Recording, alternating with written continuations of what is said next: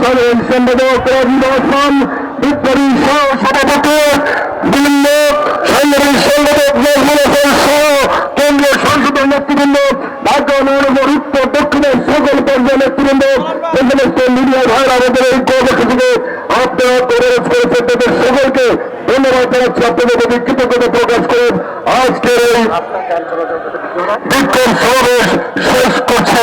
সবাই ধন্যবাদ, ধন্যবাদ, ধন্যবাদ।